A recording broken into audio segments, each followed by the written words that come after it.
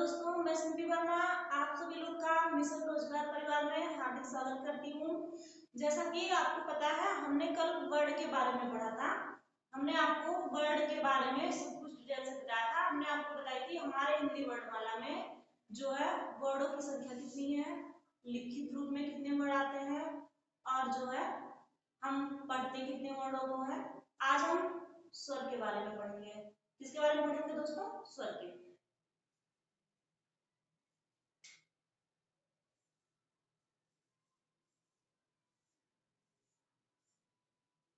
देखिए, जो हम स्वतंत्र रूप से बोल सके उसे हम स्वर कहते हैं, या जिसका उच्चारण करते समय जो ध्वनियां हमारे मुख से सीधे सीधे बिना किसी बाधा के बाहर आ जाए उसे हम स्वर कहते हैं। बाधा जो जैसे ये होता है, हमारे व्यंजन होते हैं वो हमारे मुखार को कहीं ना कहीं टच करते हैं उच्चारण करते समय, और जो ध्वनियां हमारे मुख से जो है सीधे बिना किसी बाधा के बाहर आए उसे हम स्वर कहते हैं, या सीधे आप पढ़िए जो स्वतंत्र रूप से बोला जाए उसे हम स्वर कहते हैं। देखिए, लिखेंगे हम वे ध्वनियां जिनका उच्चारण वे ध्वनियां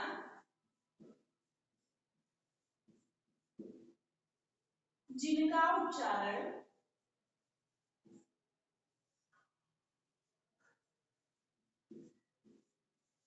वे ध्वनियां जिनका उच्चारण करते समय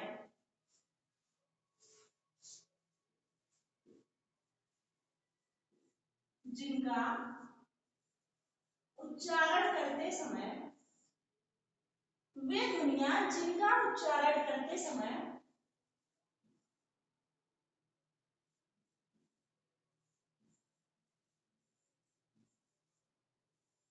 जिनका उच्चारण करते समय हवा किसी बाधा के वे ध्वनियां जिनका उच्चारण करते समय हवा बिना किसी बाधा के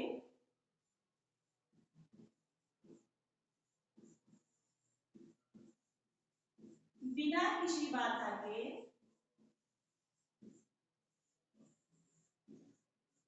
बिना किसी बाधा के मुख से बाहर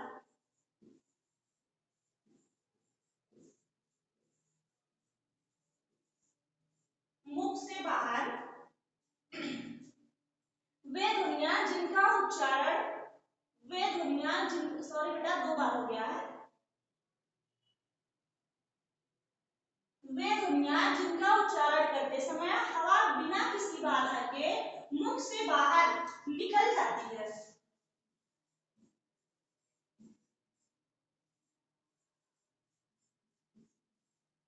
मुख से बाहर निकल जाती है उसे स्वर कहते हैं।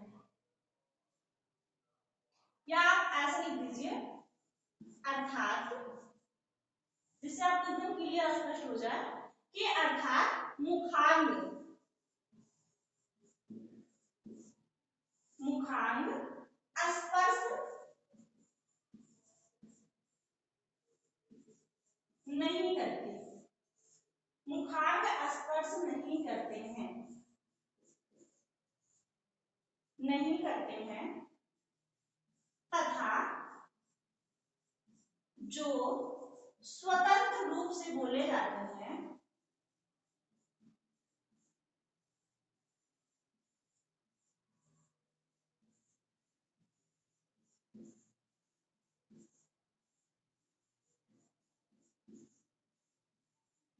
उसे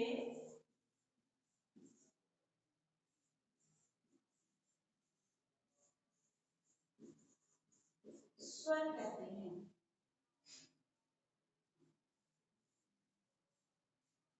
एक बार दोबारा से देखेंगे, वे ध्वनियां जिनका उच्चारण करते समय हवा बिना किसी बाधा के मुख से बाहर निकल जाती है, अर्थात मुखांग को स्पर्श नहीं करती है, तथा जो स्वतंत्र रूप से बोले जाते हैं उसे स्वर कहते हैं।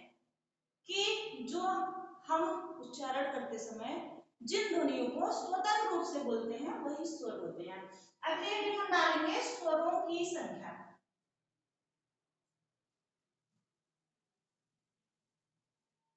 स्वर की परिभाषा हमने देख लिया।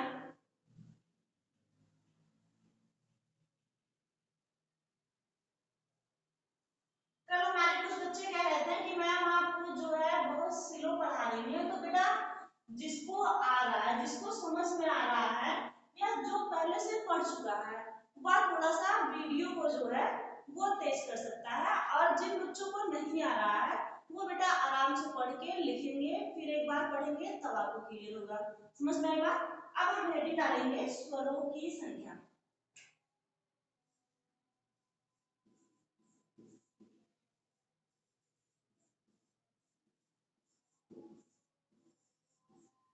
जैसा कि हमने कल ही बताया था आपको, एक बार हमने कल परिचय करा दिया था आप लोगों को कि स्वरों की संख्या जो है वो 11 होती है। कितनी होती है? 11। जिसमें हम देखेंगे आ, ई, उ,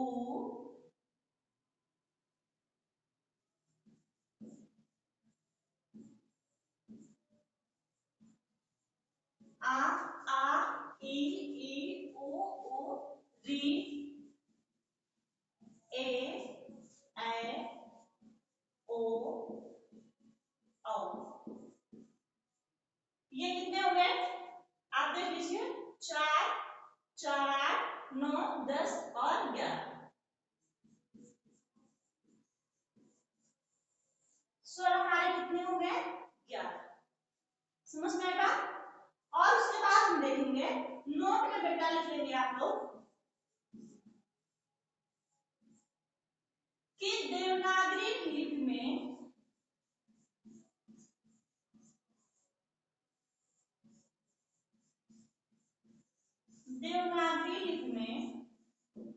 स्वरों की संख्या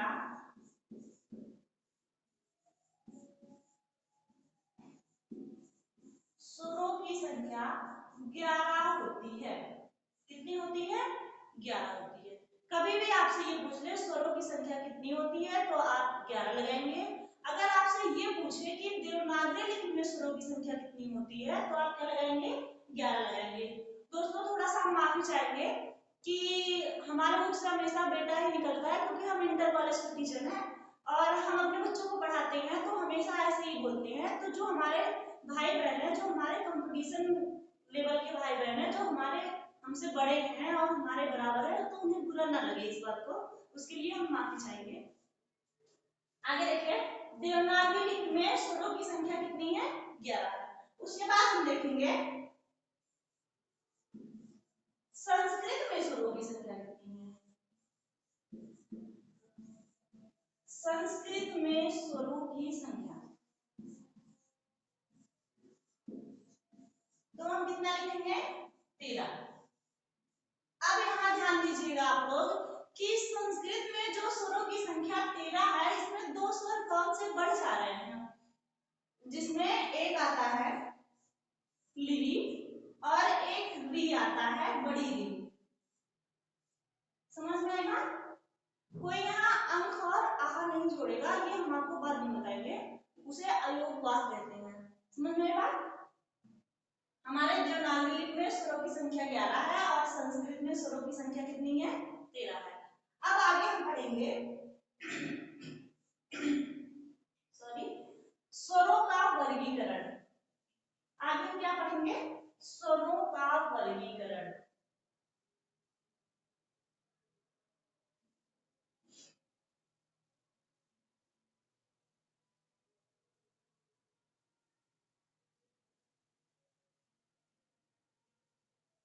स्वरों का वर्गीकरण।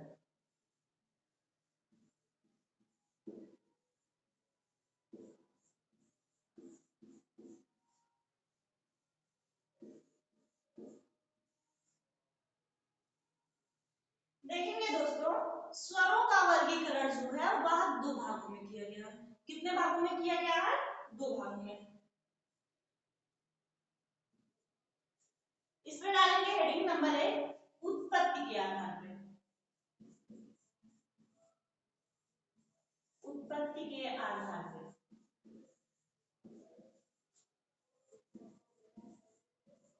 हम सबसे पहले देख रहे हैं स्वरों का वर्गीकरण उत्पत्ति के आधार पे दो भागों में किया गया है।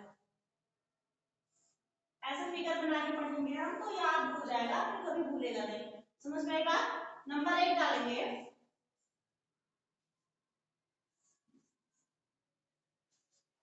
नंबर एक मूल स्वर,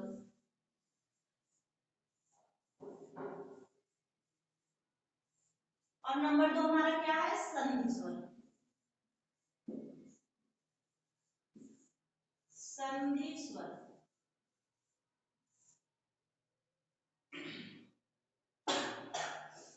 सॉरी, देखेंगे स्वरों का वर्गीकरण। सबसे पहले हम देखेंगे उत्पत्ति के आधार पे जो है स्वरों का वर्गीकरण दो भागों में किया गया है। नंबर एक मूल स्वर और नंबर दो संधि स्वर।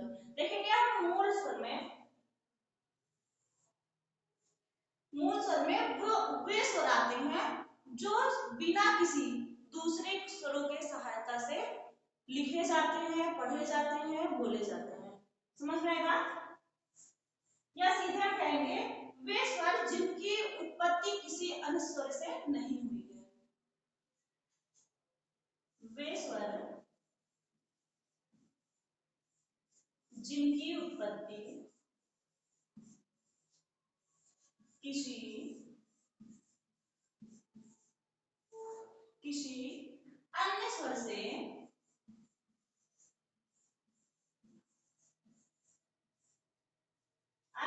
से नहीं हुई है।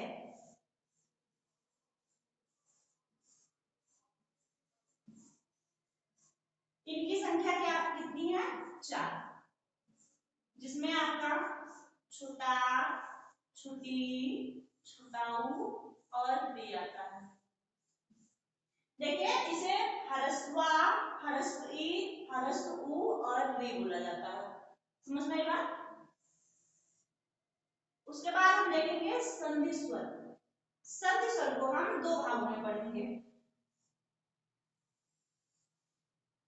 संधि स्वर को हम दो भागों में पढ़ेंगे। नंबर एक पढ़ेंगे दीर्घ स्वर।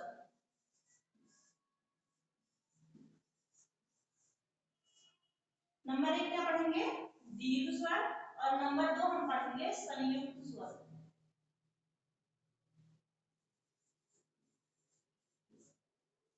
संयुक्त स्वर। देखिए दीर्घ स्वर में जो है हमारा दीर्घ आ, दीर्घ ई, दीर्घ उ, ये हमारे जो है दीर्घ स्वर है। समझ में आई बात? और संयुक्त स्वर में आते हैं हमारे ए, ओ, औ। लिख रहा है बेटा यहां तक? एक मिनट और ऊपर लिख देते हैं।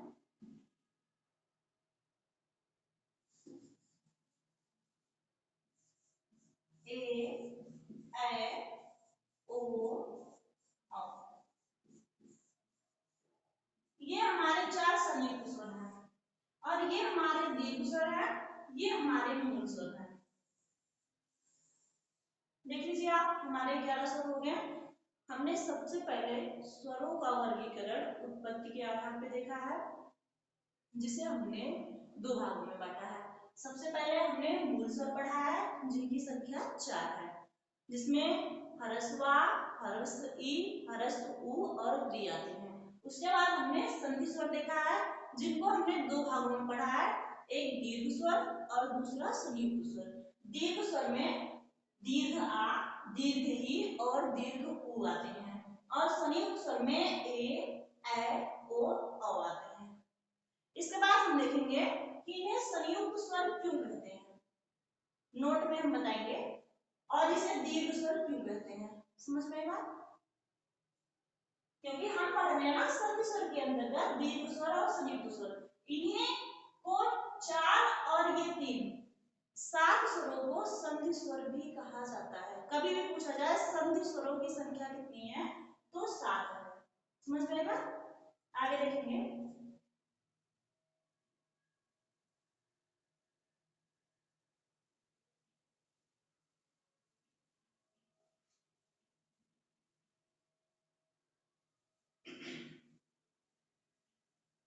बेटा जो भी आप लोग को समझ में ना आए आप लोग कमेंट कीजिए।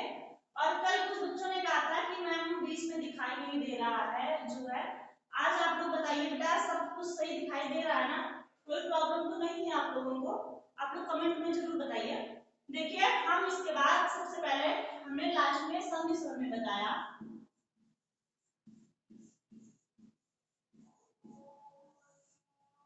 नंबर 1 दीर्घ स्वर,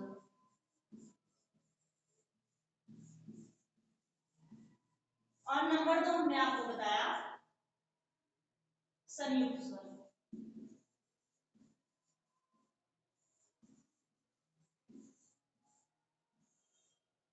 देखिए बेटा, जो हमारा दीर्घ स्वर है, जैसे जो हमारा दीर्घ आ है और दीर्घ ई है और दीर्घ उ है, ये हमारे समान स्वरों से मिलके बने हैं। हमारा जो दीर्घ आ है ये छोटा प्लस छोटा आ से मिलके बना हुआ है,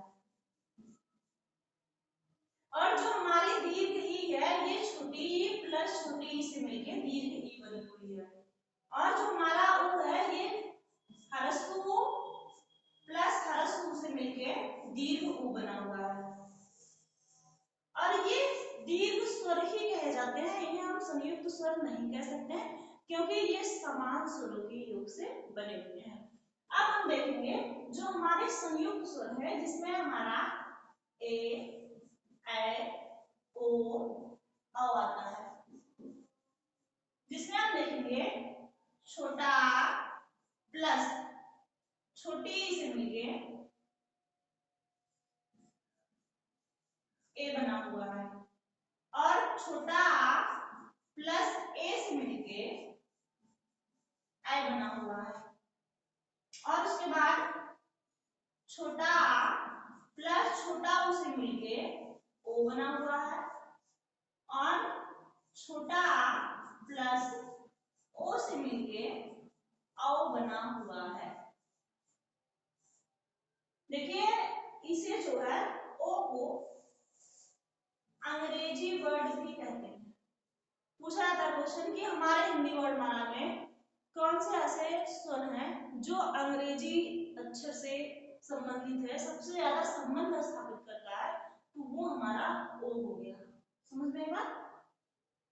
अब इसके बाद हम देखेंगे, क्लियर हुआ ये?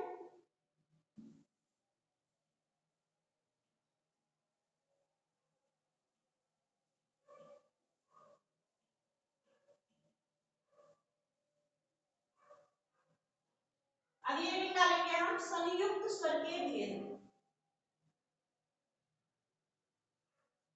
संयुक्त स्वर के भेद,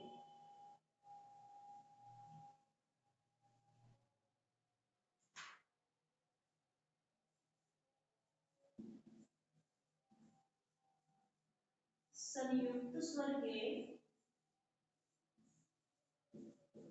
भेद देखेंगे बच्चों। संयुक्त स्वर के दो भेद होते हैं। संयुक्त स्वर के कितने भेद होते हैं? दो। सबसे पहले हम डालेंगे गुण स्वर। सबसे पहले हम क्या डालेंगे? गुण स्वर। और दूसरा हम क्या डालेंगे? गुण स्वर, और दूसरा वृद्धि स्वर। दूसरा क्या है? वृद्धि स्वर। हमने आपको संधि पढ़ाया है ना, गुण संधि, वृद्धि संधि, वही सारी चीजें हम आपको बता रहे हैं, जिसे हम मिश्रित स्वर भी कहते हैं।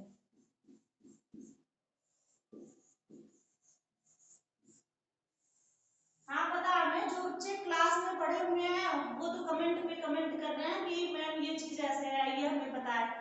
बेटा हमें पता, आप लोग पढ़े हुए हैं, जो नहीं पढ़ा हुआ उसे भी पढ़ने दीजिए ना, उसको भी मौका दीजिए। समझ में आएगा? देखिए गुण स्वर और दूसरा है वृद्धि स्वर या मिश्रित स्वर। देखिए गुण स्वर जो है हमारा ए और ओ होता है, और हमारा मिश्रित स्वर जो है या वृद्धि स्वर जो है ओ औ होता है। समझ में आएगा? क्लियर हो बेटा? अब हम दूसरी हेडिंग डालेंगे जाति के आधार पर स्वर। अभी तो हमने पढ़ा उत्पत्ति के आधार पे स्वर, जिसमें हमने आपको बताया उत्पत्ति के आधार पे हमने स्वरों को दो भागों में बांटा, फिर उसकी हमने पूरी डिटेल आपको बताई। फिर हमने बताया संयुक्त स्वर के भेद कौन कौन से हैं, तो संयुक्त स्वर के दो भेद हैं। सबसे पहले गुण स्वर और दूसरा वृद्धि या मिश्रित स्वर। गुण स्वर में ए और ओ आते हैं, वृद्धि या मिश्रित स्वर में ओ और अ आते हैं। क्लियर? इसके बाद हम देखेंगे जाति के आधार पर स्वर।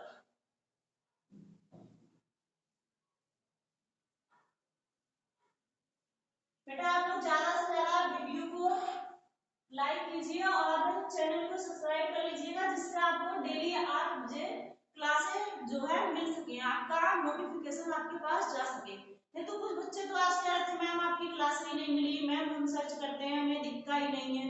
तो जब आप चैनल को सब्सक्राइब कर लेंगे तो आपको जो है जैसे ही क्लास स्टार्ट होगी तुरंत आपको नोटिफिकेशन मिल जाएगा। समझ में आई बात?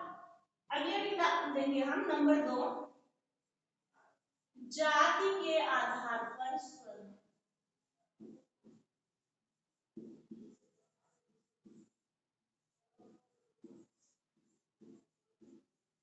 जाति के आधार पर स्वर। जाति के आधार पर स्वर दो प्रकार के होते हैं। कितने प्रकार के होते हैं? दो प्रकार के होते हैं। देखिए नंबर 1,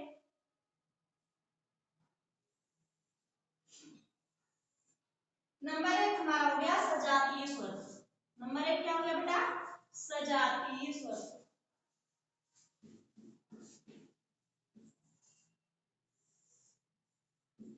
सजातीय स्वर। सजातीय स्वर को जो है हम समवर्ग भी कहते हैं। समवर्ग। सजातीय स्वर को हम समवर्ग भी कहते हैं। और नंबर 2 हमारा विजातीय स्वर।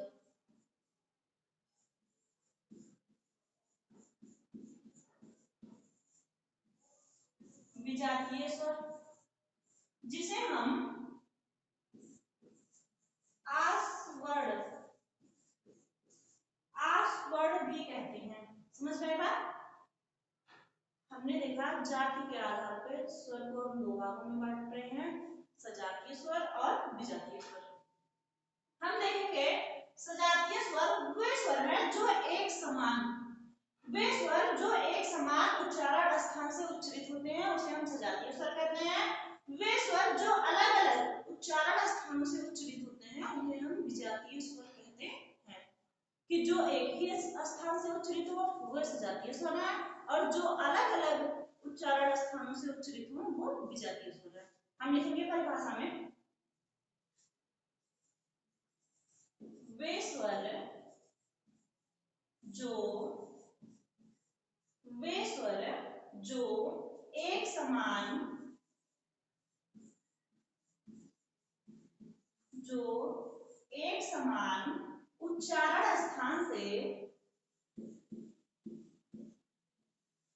उच्चारण स्थान से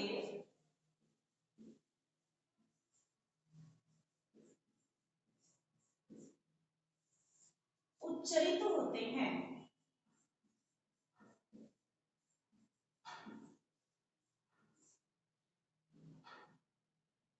वे स्वर जो एक समान उच्चारण स्थान से उच्चरित होते हैं वे हमारे सजातीय स्वर होते हैं। देख लीजिए हम कौन कौन से स्वर हैं वो, जैसे आ ई उ इसका हम उच्चारण स्थान भी आपको बता दे रहे हैं। आ का उच्चारण स्थान कंठ है और ई का उच्चारण स्थान तालु है। उ का उच्चारण स्थान ओष्ठ है। क्लियर हुआ? कि इसीलिए हम इसे सजातीय स्वर कहते हैं। देखने में अच्छा लग रहा है, पढ़ने में अच्छा लग रहा है, उसी को हम सजातीय स्वर कहते हैं। देखिए कि वे स्वर जो एक समान उच्चारण स्थान से उच्चरित होते हैं वे सजातीय स्वर हैं। जैसे दोनों आ हो गए, ह्रस्व दीर्घा इसका उच्चारण स्थान कंठ है, ह्रस्व ई दीर्घी इसका उच्चारण स्थान तालु है, ह्रस्व उ दीर्घ इसका उच्चारण स्थान ओष्ठ है। अब हम देखेंगे विजातीय स्वर। विजातीय स्वर में हम देखेंगे वे स्वर वे स्वर जो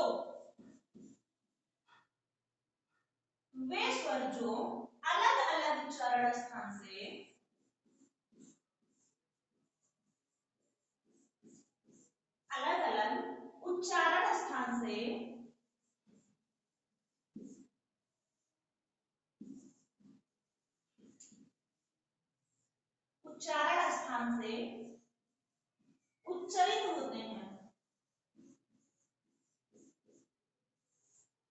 उच्चरित होते हैं वे कौन से स्वर है? विजातीय स्वर है या आसवर्ण है? कि वे स्वर जो अलग अलग स्थान पे उच्चरित होते हैं वे विजातीय स्वर कहलाते हैं। देखिए इनमें कौन कौन से स्वर आते हैं। छोटा प्लस छोटी से मिलके क्या बना हुआ है? एक। इसका उच्चारण स्थान क्या है? कंठ तालु।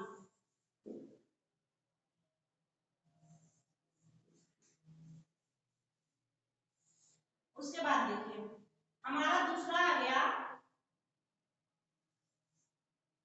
छोटा प्लस छोटा मिलके क्या बना हुआ है?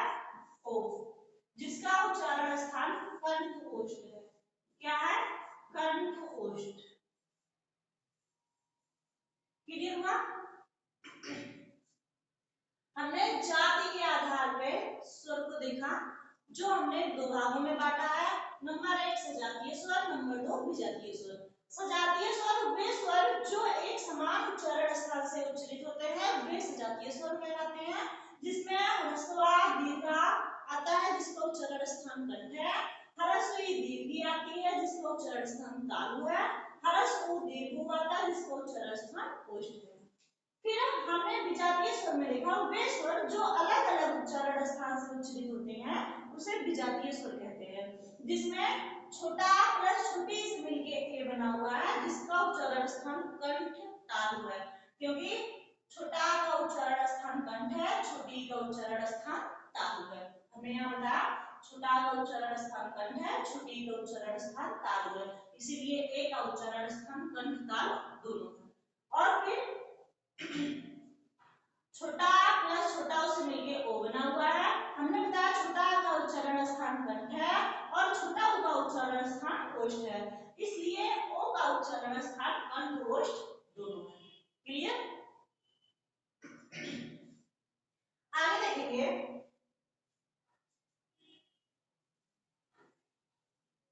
अगली हेडिंग हम डालेंगे जिह्वा के जिह्वा के प्रयुक्त होने के आधार पर स्वर।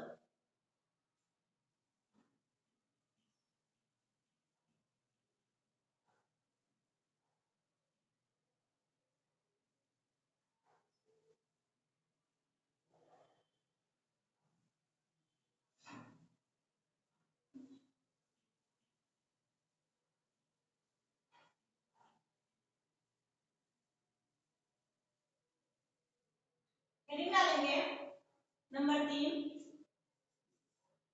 जिह्वा के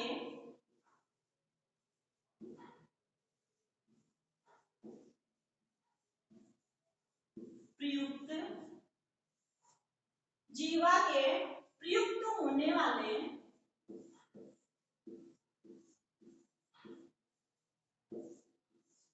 जिह्वा के प्रयुक्त होने वाले भाग के आधार पर स्वर।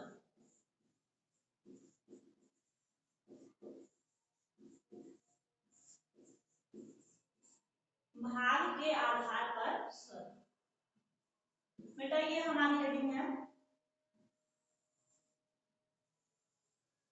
जिसे हम 4 भागों में बांटेंगे। जिह्वा जिह्वा के प्रयुक्त होने वाले भाग के आधार पर स्वर को हमने 4 भागों में बांटा हुआ है। देखेंगे हम नंबर 1 अग्रस्वर,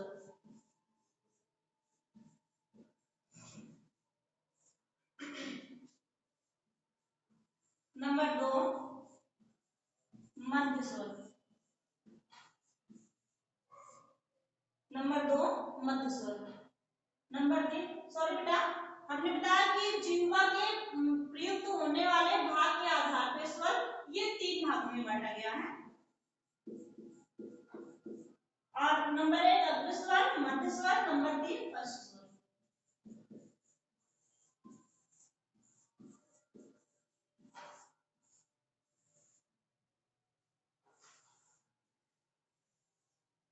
देखेंगे हम अग्र स्वर में जो है हमारा कौन कौन से स्वर आते हैं, दोनों ई आती है और ए और ऐ आती है।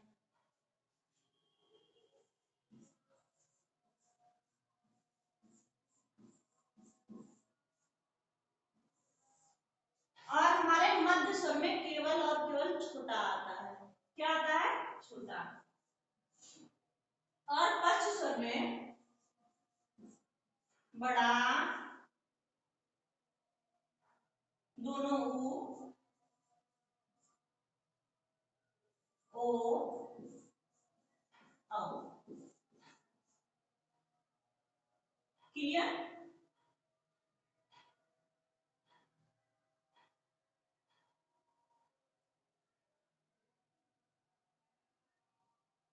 पश्च स्वर हमारा क्लियर हो गया, बड़ा, छोटाऊ, बड़ाऊ, ओ और औ। और मध्य स्वर में हमारा छोटा आता है और ई, ए, ऐ ये हमारे अग्र स्वर में आते हैं। समझ में आई बात बेटा? कि जिह्वा के प्रयुक्त होने वाले भाग के आधार पर स्वर 3 भाग में बांटा गया, जिसमें अग्र स्वर, मध्य स्वर, पश्च स्वर। जिसमें अग्र स्वर में छोटी, बड़ी, ए, ऐ आते हैं। मध्य स्वर में केवल छोटा आता है। पश्च स्वर में बड़ा, छोटाऊ, बड़ाऊ, ओ, औ आते हैं। क्लियर? और कहीं कहीं हमसे ये भी पूछा जाता है री क्या है। कुछ बच्चों के दिमाग में चल रहा होगा मैम ने तो री को बताया नहीं, री क्या है। री जो है ये अग्र स्वर में आता है, लेकिन बेटा ये सीधे सीधे लिखा हुआ नहीं आता है कि री जो है वो अग्र स्वर में है, क्योंकि हरिदेव बाहरी की बुक में भी सीधे यही लिखा हुआ है कि ई, ए, ऐ। लेकिन एक बार पीजीटी और पीजीटी में क्वेश्चन बना हुआ है कि री को हम किस में रखेंगे। पूछा गया री क्या है, ऑप्शन में था अग्र स्वर, पश्च स्वर, मध्य स्वर, इनमें से कोई नहीं। और आयोग ने री को अग्र स्वर में माना है। समझ में आई बात? इसके बाद हम आगे देखेंगे ओष्ठाकृति के आधार पर स्वरों का वर्गीकरण। ओष्ठाकृति के आधार पे स्वरों का वर्गीकरण। तेज पढ़ा रहे बेटा, कोई नहीं और स्लो पढ़ाएंगे, ठीक है?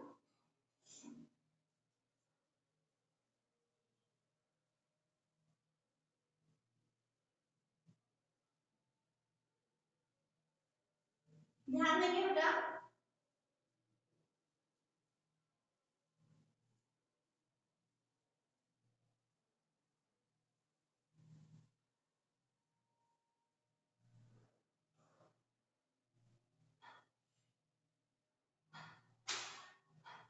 ओष्ठाकृति के आधार पर स्वरों का वर्गीकरण।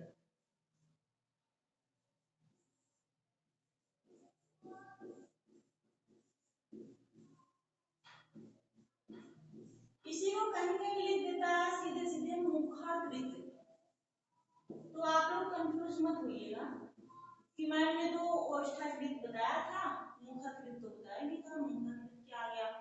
समझ में आया? ओष्ठाकृति या मुखाकृति के आधार पर स्वर।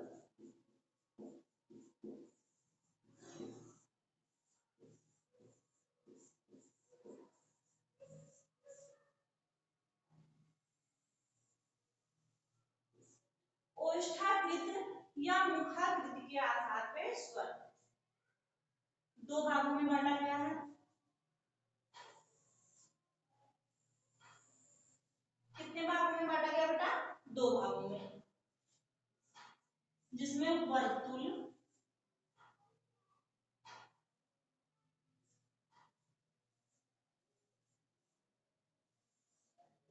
वर्तुल, गोलाकार,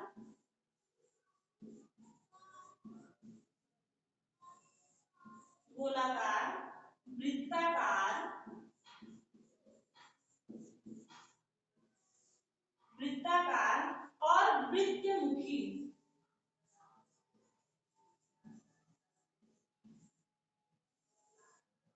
बेटा ये एक ही व्यक्ति के चार नाम है, जिसको वर्तुल स्वर भी कहा जाएगा, गोलाकार भी कहा जाएगा, वृत्ताकार भी कहा जाएगा और वृत्तमुखी भी कहा जाएगा।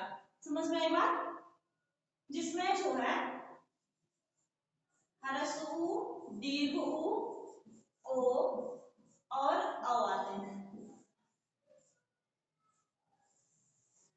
आप अपने मुख से इनका उच्चारण करके देखिए। जब हम बोल रहे हैं उ, तो हमारा जो ओठ है ये गोलाकार में आ जा रहा है, इसीलिए इसे गोलाकार कहा गया, वर्तुल भी कहा गया, वृत्ताकार भी कहा गया और वृत्तमुखी भी कहा गया।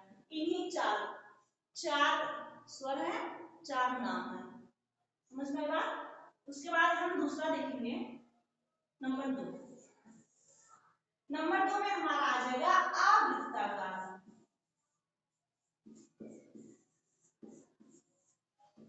आवृत्ताकार, आवर्तुल,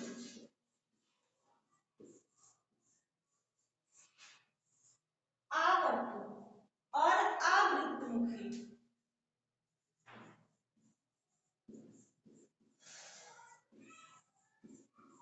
कि जो बाहर से ना दिखाई दे कि हम कैसे बोल रहे हैं, हमारे मुंह की आकृति कैसे बन रही है, जो हमारे जो है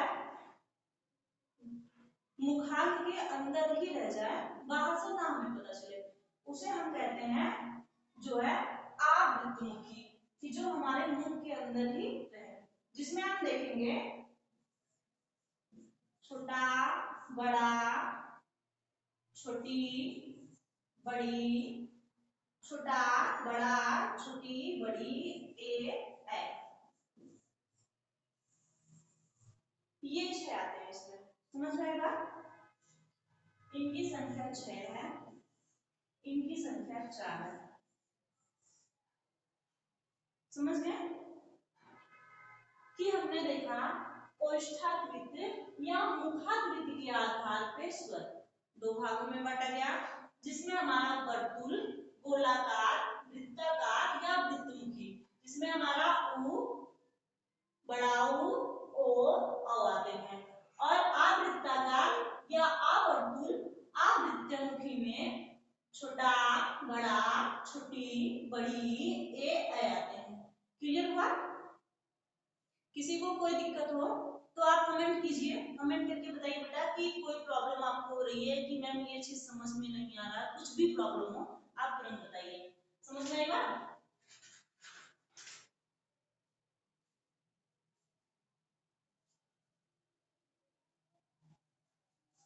देखेंगे बेटा,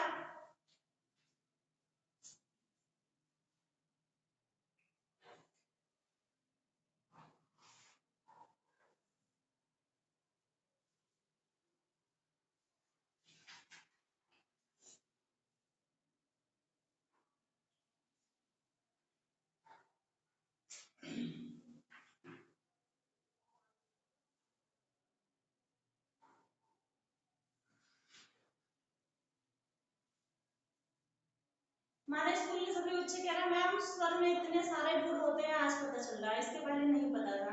भाई 10th और 12th में ये सारी चीजें कहाँ बताई जाती है बेटा कि स्वर में इतनी चीजें होती हैं, ऐसे होता है, ये संयुक्त स्वर होता है। जब संधि पढ़ाया जाता है वही उतना बता दिया जाता है। अब तो आपको पता चल गया ना, कोई प्रॉब्लम नहीं है अब ना?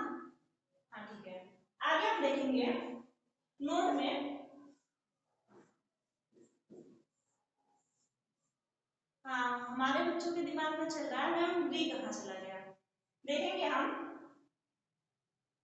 री को हम अर्धवृत्ताकार में गिनते हैं। री को हम किस में गिनेंगे? अर्धवृत्ताकार में। नोट में लिखेंगे री अर्धवृत्ताकार।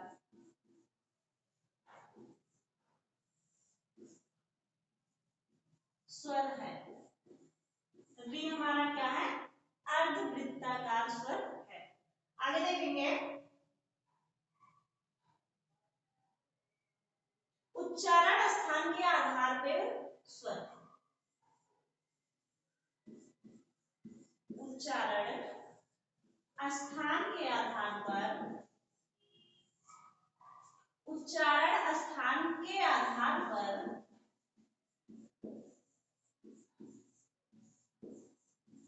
स्वर।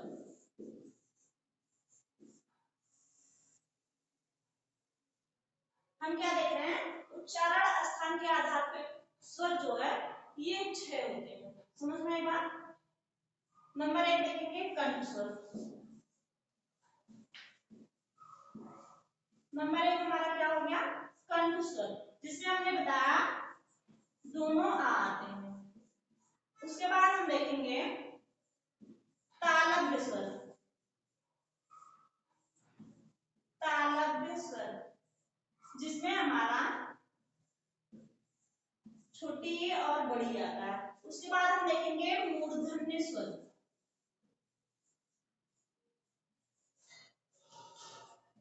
मूर्धन्य स्वर जिसमें री आता है।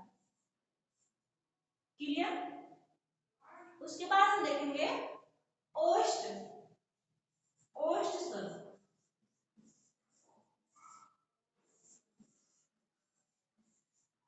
जिसमें हमारा छोटा ऊ बड़ा ऊ आता है। उसके बाद कंठ तालव्य स्वर। कंठ तालव्य स्वर 5 नंबर पे कंठ तालव्य स्वर जिसमें हमारे ए आते हैं। उसके बाद नंबर 6 कंठ ओष्ठ स्वर जिसमें हमारे ओ आते हैं। क्लियर हो बेटा? हमने बताया अभी ना कि ये जो है ओ जो है ये छोटा प्लस छोटा ओ से मिलकर बना हुआ है ओ। तो आप देख सकते हैं छोटा आ का उच्चारण स्थान कंठ है और छोटा ऊ का उच्चारण स्थान ओष्ठ है, इसलिए हम ओ और अ का उच्चारण स्थान कंठ ओष्ठ पढ़ते हैं। समझ में आया? और जैसे हमारा कंठ तालव्य स्वर हो गया तो हमारा छोटा ये जो है छोटा प्लस छोटी से मिलकर बना हुआ है। तो जो है छोटा आ का उच्चारण स्थान कंठ है और छोटी का उच्चारण स्थान तालु है, इसलिए ए और ए का उच्चारण स्थान कंठ तालव्य दोनों है। क्लियर हुआ? उसके बाद हम देखेंगे मुख के खुलने के आधार पर स्वर। समझ में आई बात बेटा? मिटाए से हो गया क्लियर? एक बार देख लीजिए कि उच्चारण स्थान के आधार पर स्वर। तो उच्चारण स्थान के आधार पे हमने 6 प्रकार के स्वर बताए हैं, जिसमें हमारा कंठ स्वर आ गया छोटा बड़ा, हमारा तालव्य स्वर आ गया छोटी बड़ी, री हमारा मूर्धन्य स्वर हो गया और ओष्ठ स्वर जो है छोटा ऊ बड़ा ऊ हो गया, कंठ तालव्य स्वर हमारे ए हो गए और कंठ ओष्ठ स्वर हमारे ओ अ हो गए। समझ में आई बात? अब हम अगली हेडिंग डालेंगे मुख के खुलने के आधार पर स्वर।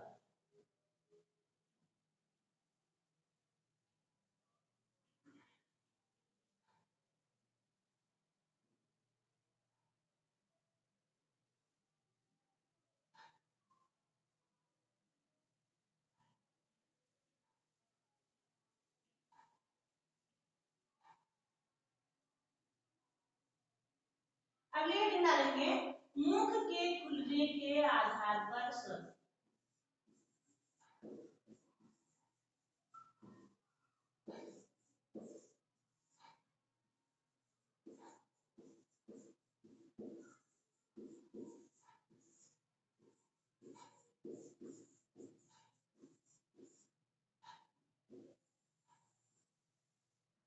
हेडिंग क्या हो गया? मुख के खुलने के आधार पर स्वर। देखेंगे 4 प्रकार का होता है। एक मिनट बेटा साइड डालना इसमें।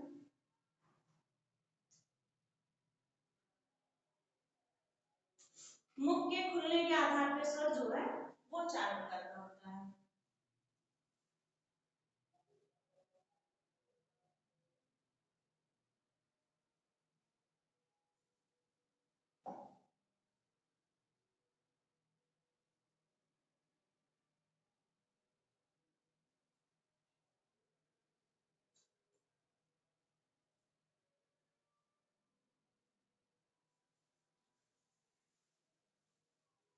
मुख के खुलने के आधार पर स्वर जो है वो कितने प्रकार का होता है?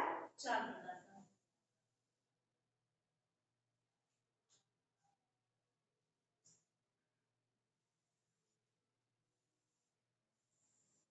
देखिए नंबर 1 हम देखेंगे समृद्ध स्वर।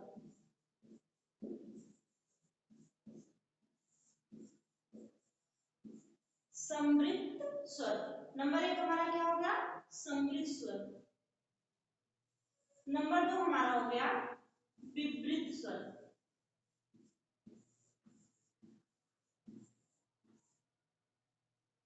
समृद्ध स्वर, विवृत स्वर। नंबर 3 हो गया अर्ध विवृत। और नंबर 4 हो गया हमारा अर्ध समृद्ध। यहाँ लिख दे रहे हैं।